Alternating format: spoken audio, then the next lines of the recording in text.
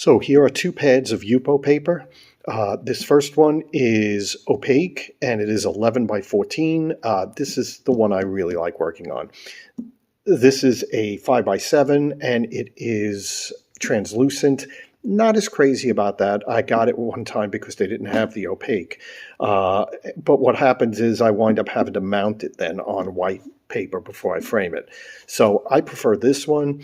Comes in a whole range of sizes, anywhere from 2.5 by 3 inches up to 11-14. If you want bigger than that, you could get sheets of Yupo. I've worked as large on sheets as 22 inches by 28 inches. Not sure if it gets bigger than that. That's the largest I've gone. But this is the paper I prefer. There's a whole range of materials that you can use to make marks. The most obvious is paintbrushes. And you can use old brushes, you can use cheap brushes. It really doesn't matter much. I found this in an art supply store, and it looks like a baking sort of tool. And you could probably use a baking sort of tool. But I love using that, and I have one that's a little bit smaller than that. There's also, this is a clay sculpture tool that I got that I really like. It's not going to stay up. Okay. This has like teeth on it for making marks. Pretty cool. Then there's this, which is like another squeegee sort of thing. And this one I use a lot, especially in the beginning, as you'll see as we start getting going. There's also the brayer, and I suggest getting the really like hard brayer, not the rubber brayer. Get the plastic one. This, before I started putting tons of black paint on it, it was clear. So this is the type I would suggest.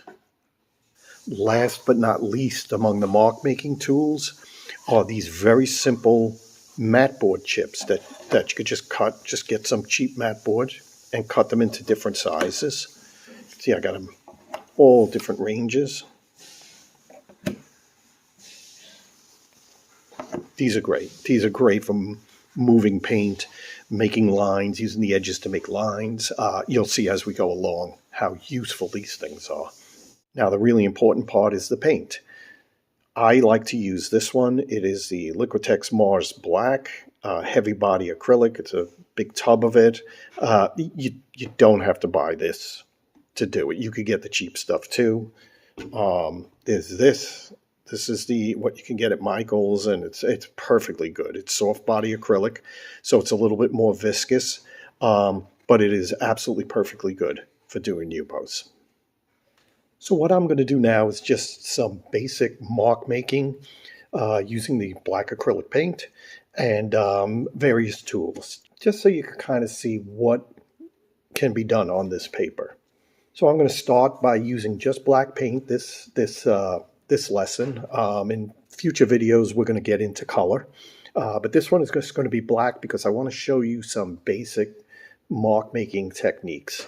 So to do this, I'm just going to do a small piece of paper. You can see this one's kind of tiny. I think it's like maybe 7 by 11 or 8 by 11, something like that. Now, what I like to do when I'm making Yupos is I like the ragged edges you could get in an image. So I don't like to go all the way to the end of the paper.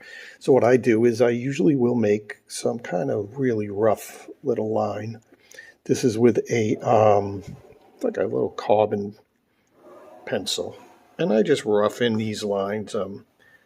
They're probably going to disappear during the process, so I like to do that so I kind of have a little bit of a guideline with that. Next thing I do is just get out some black paint. So I'm going to use this acrylic paint, although we can use, like I said, we could use the cheaper brand. I'm just going to get a little out because we're going to fool with the brush at this point. Now, even when I'm working with a brush, I sometimes like to start with one of these squeegees because I like to put down some really bold black strokes. So let's try that. So I'm going to do this, and I go dry with this. If you add water to this and put it down, it's a mess. So you'll see here. Look at this. Look how rich, and that just flows on. Oh, I love it. Look, as you press, you could get more of a grayish area like that, or you can press not as much and you get more of the black. So let's just put that down. I like the inexactness of it. It gets these little lines in it too from this spreader that I'm using.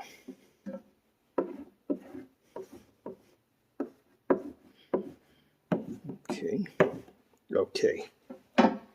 So far, nothing too unique about it, but here's where it gets interesting. I can spray this with some water, moisten it a little bit, and watch what I can do now. Look at that. Look at that, see? See how it's picking up? You pick up that paint because this is plastic. It's not paper pulp. So you can pick this up. You can pick up some of this black. It's another thing that's very cool. This is why I say I really love using these things. I want to make lines. Look at that. Just by dragging this across it. What medium can you do that with? This is what makes Yupo so unique. Now, because I put water in it, it's moving a little bit more here. But it's almost like what you can do with charcoal on paper, but more thorough. You can pick up a lot more. See, look at these great marks you can make. Okay, now I can press a little harder to really get some whites.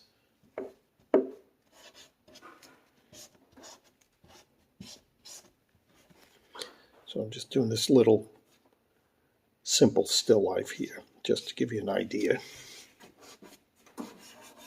See, now down here it's starting to dry a little, and that's okay, because I can spray that and pick up more. Now I might look at this and say, well, you know what? I think I took out too much paint, so I could go in now with a brush. And you could use a brush the way you would in any sort of painting. But again, the surface is just so different. Again, I'm going to go back in. So I go from adding to reducing, adding to reducing. Now again, I want to get a like straight edge here. Look at that. Isn't that the coolest?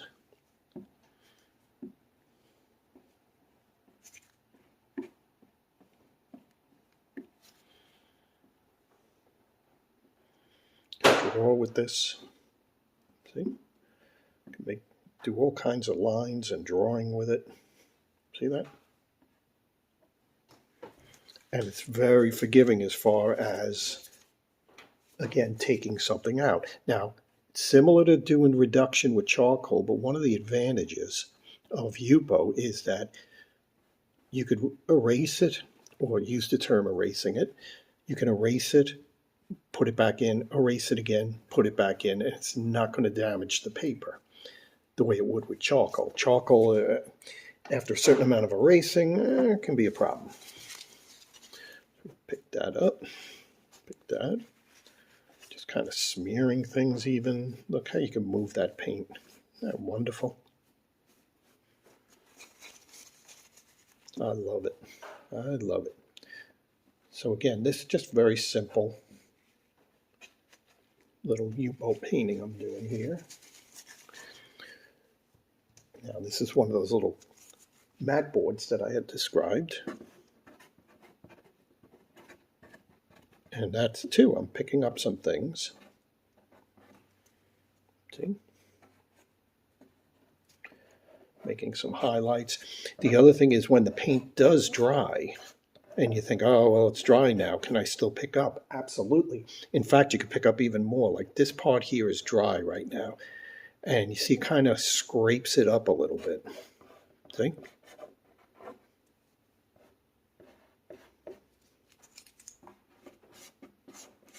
Go. And again, even if it's dry on a certain area and you want to go over it, that's fine. You can go over it. See where I just did that?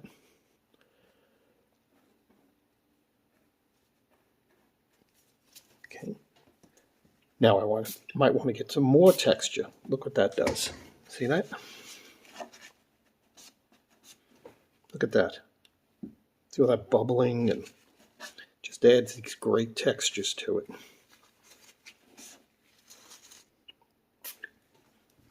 Look at that. How cool is that?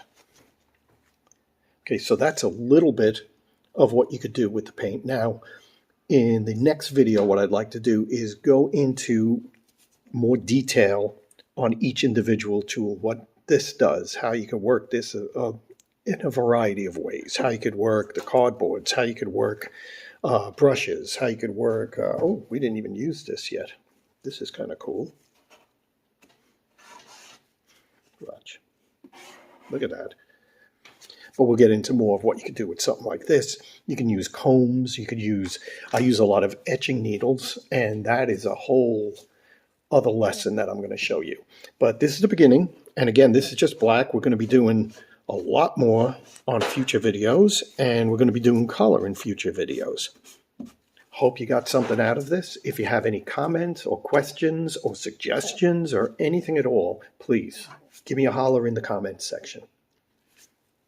Hit that subscribe button if you want to see more content like this.